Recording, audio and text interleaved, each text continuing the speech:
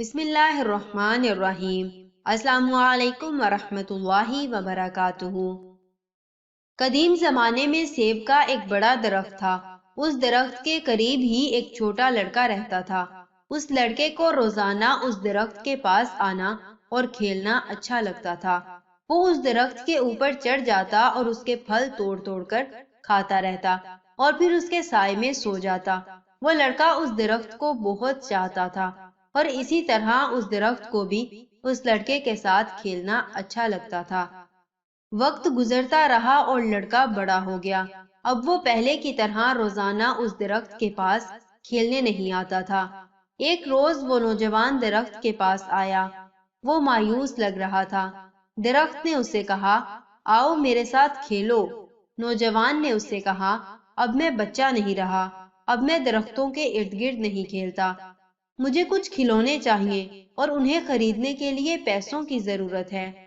اس وقت درخت نے کہا، مجھے افسوس ہے، میرے پاس پیسے تو نہیں ہیں، لیکن میرے اوپر جو سیب لگے ہوئے ہیں تم انہیں توڑ کر بیچ سکتے ہو، اس کے بعد تمہارے پاس پیسہ آ جائے گا۔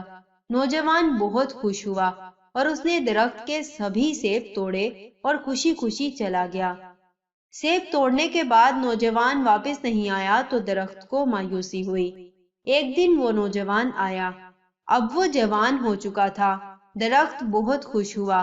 اس نے جوان سے کہا، آؤ میرے ساتھ کھیلو۔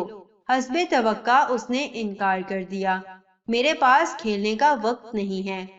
میرے لیے ضروری ہے کہ میں اپنے کنبے کے لیے کام کروں۔ ہمیں رہنے کے لیے ایک مکان کی ضرورت ہے۔ کیا آپ میری مدد کر سکتے ہیں؟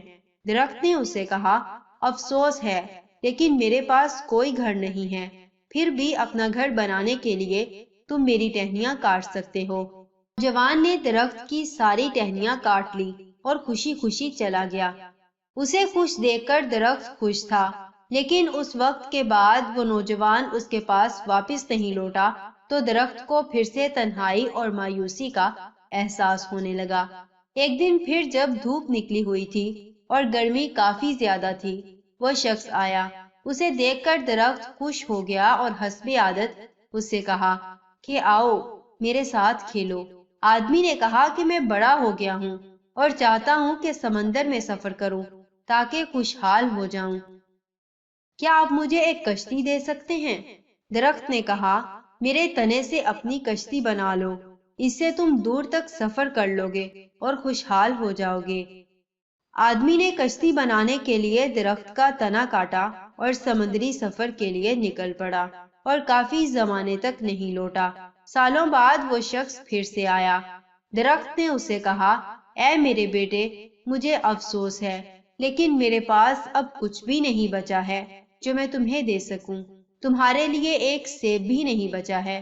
اس آدمی نے کہا، کوئی بات نہیں، میرے پاس اسے کھانے کے لیے دانت ہی نہیں ہیں۔ درخت نے کہا، میرا تنا بھی نہیں بچا کہ تم اس پر چڑھ سکو۔ اس شخص نے کہا، اس پر چڑھنے کی اب میری عمر نہیں رہی۔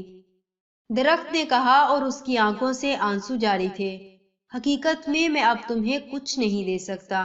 آخری چیز جو میرے پاس ہے وہ میری جڑیں ہیں۔ اس وقت اس آدمی نے کہا، اب مجھے زیادہ چیزوں کی ضرورت نہیں ہے، اب مجھے ایک ایسی جگہ چاہیے جہاں میں آرام کر سکوں۔ زندگی بھر کام کر کر کے میں تھک چکا ہوں۔ پرانے درخت کی جڑ ٹیک لگانے اور آرام کرنے کے لیے سب سے بہتر جگہ ہے۔ تب درخت نے اس سے کہا، آؤ میرے پاس بیٹھو اور آرام کرو۔ آدمی بیٹھ گیا۔ درخت خوش تھا اور اس کی آنکھوں سے آنسو جاری تھے۔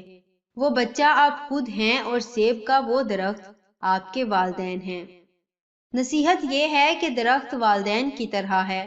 جب ہم بچے ہوتے ہیں تو ہمیں ان کے ساتھ کھیلنا اچھا لگتا ہے، اور جب ہم بڑے ہو جاتے ہیں تو ہم انہیں چھوڑ کر چلے جاتے ہیں اور اسی وقت واپس آتے ہیں جب ہمیں ان سے کوئی ضرورت ہوتی ہے۔